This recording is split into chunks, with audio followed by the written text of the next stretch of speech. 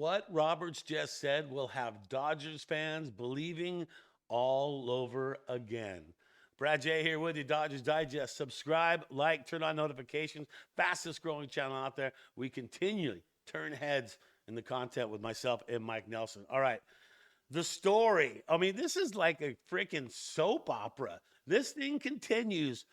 I don't like one day he's going to come back, then he's not going to come back, then he's going to come back, then he's throwing off the mound, then he's not throwing off the mound, then he's moved to this list, then he's off this list, back to this list. What is going on with Roki Sasaki? People are asking me, hey, what's wrong with him? All right. Well, he got shut down a while ago, and then they transferred him to the 60-day IL list. But now there's talk that he could come back. This is a seesaw battle. It's like one thing, another thing. When is this going to be official? So Roki transferred to the 60-day IL. All right. Here's the story on the whole thing. Okay. I mean, this is cracking me up because I've been covering the story from the beginning. All right. And a lot of people are saying Roki's a bust. He was not a good pick for the Dodgers. They wasted their money on him. I do not agree. I think he's got a little stumbling. He's got a learning curve to learn, and that's it. So as Roki Sasaki continues to work his way back from a right shoulder impingement, he was transferred to the 60-day injured list on Friday in order to open a roster spot for left-hander Zach Penrod, who we don't know a lot about, who's pitching in the independent league. And some people harshed me for promoting this guy yesterday when I was talking about it was a perfect trade. But hey, look, at least the Dodgers aren't sitting on their butts, not making moves, all right?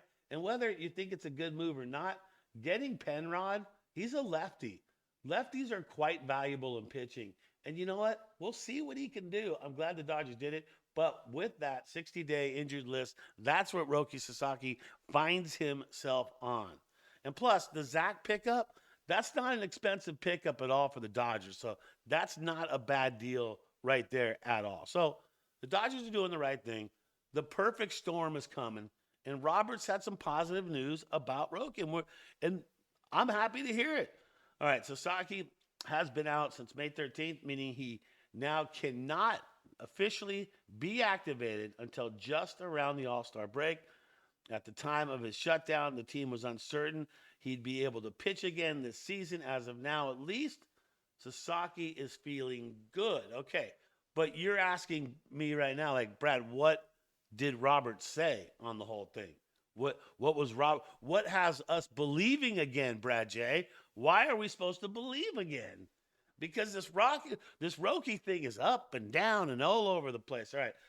The news comes 5 days after Dodgers announced that Sasaki had been shut down from throwing. So he was shut down. Check. I understand that. He had yet to progress beyond playing light catch. Okay. Makes sense. So you're going to shut him down because he's not improving, right? You're not helping the situation. I get that. However, according to Dodgers manager Dave Roberts, here it is. Here's what he said. The move is more procedural, which I had to practice that word, not lying, like 3 times. Procedural.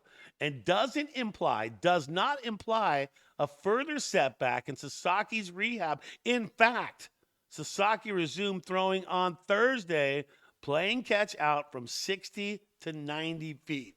Wait a minute. Is he coming back or is he not coming back? That's what I want to know.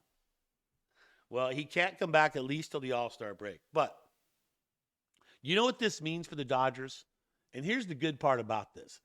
This means the perfect storm is going to get stronger. If Sasaki is improving and there is a chance to get him after the All-Star break, well, let's go over the numbers right now with Glasnow. We got Glasnow, right?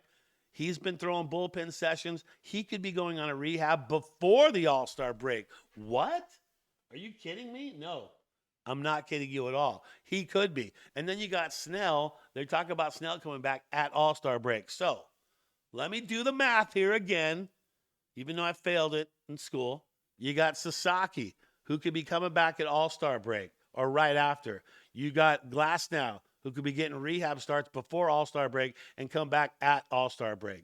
Then you got Snell, who could come back at All-Star break. That is why I've called it the perfect storm from day one. Day one, I've referred to it as the perfect storm because literally it's the perfect storm.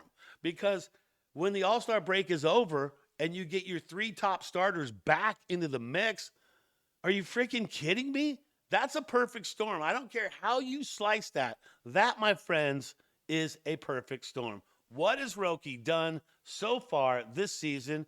Well, not a mucho, okay?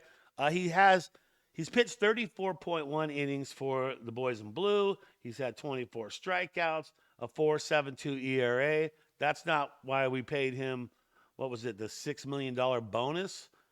One win, one loss. He's been part of 8 games. So that is what he has been all about so far. And Roki could be coming back. And I'll tell you what, move to the 60-day, and they say it's not a setback because he's starting to throw again. So, strap on the gear because this dude could be coming back, and it could be coming back sooner than we think, but not sooner than All-Star break because he got moved to the 60-day. Okay, so that's the story right there. How about Kershaw getting another win yesterday? Kershaw Ks 4 and gets the win. 8 to go to hit the immortal 3,000 strikeouts for the Kersh.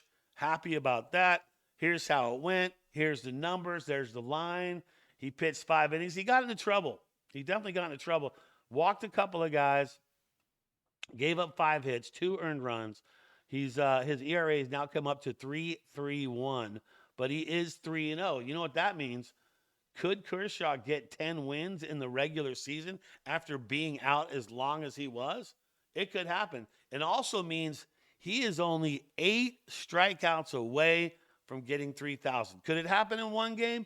More likely to happen in 2 games for Kersh, but one big good game could get 8, and that would put him at 3,000. That would be absolutely amazing on that. Kopech came in. He gave up a hit. Still 0 on the ERA for him. Vesia stumbled a bit. He had 2 runs, 2 of them earned. He's come up from the 2s. Now he's in the low 3s on his ERA at 3.16. Yates, well, he gave up a hit, 3.97. That is his ERA. Dreyer, he got 1 strikeout, 2.79. That's the ERA for him. And Tanner Scott gave up that bomb. Now his ERA came up to a 3.79, so approaching the 4 mark for Tanner Scott, who got back on track, but then kind of stumbled a little bit. So we'll follow that story closely. All right, let's talk hitting for yesterday's game. Ohtani, good to see him get in the mix. Got a hit, and also got 2 bases on balls. So he reached base 3 different times. He's still under the 300 mark, 292. That's the batting average for Ohtani. You look at what Betts has done. Betts got a run, a hit, and an RBI. 255. Good to see him actually making some contact, getting a base hit. But I mean, he gets walks. He's had walks. He's reached base. I don't know how many games in a row. Will the Thrill Smith, we should say, 1 run for him. He had 2 at bats, 2 bases, 2 walks for him. Teo had what he had. Teo had 1 hit out of 4 at bats. He's at 259 right now. The big dog, Pajes, 4 at bats, 2 hits for him. Almost at the 300 mark, 293 for Pajes. Edman, well, he had a strikeout, 4 at bats for him, went over. And Conforto, man, I hate bringing it up again, but Conforto gets 2 games off. Kim fills in for him. He comes in and plays last night, and what does he do? He goes 0 for 4 and gets a strikeout, and now he has lowered his batting average to 165. I think he got to 170, and he hasn't really been able to do much since that. Gotta like what Kike did. He came in, 2 runs, 2 hits, like that, making it happen in a big way. Kike getting on base. His batting average, 214. He hadn't had a base hit since the first, June 6th or something like that. So it's good to see him get on. And Miguel Rojas, what about that? 3 at bats. He gets 2 runs, 2 hits, 2 RBIs, and he's changed his average to 240. is the number for him right there. So some good stuff out of him tonight. The matchup is going to be Irvin versus May. May comes to this with a 4.46 ERA. Irvin comes in at a 4.23 ERA. So very evenly matched guys. Irvin has a 5-3 win-to-loss ratio. May is even at 500, 4 wins, 4 losses. May does have him on the strikeouts, 67 Ks to Irvin's 59 Ks. And if you're looking at who's going to play tonight, I'll tell you right now, Edman bats 6.67 against Irvin. Look for him to be in the game. Betts will be in the game, obviously, batting 364. Ohtani bats 500 against Irvin. Muncy will be back. I got to say, he'll start at third. It's not official, but he bats 333. Roberts is no secret how he picks him on that, so he'll put him in. Teo 300. And here's the thing. With Conforto hitting 182 against Irvin, I think Kim might get the start and Conforto might just sit, but we'll see how that goes. All right, that's going to do it. Dodgers Digest, another edition in the books. I'm Brad J. You know what to do. Subscribe, like, turn on those notifications. 60% of you have not subscribed. What are you waiting for? Be part of the fastest growing channel out there, Dodgers Digest. I'm Brad J. As you go through the day, remember, always think Dodger Blue, and let's go Dodgers.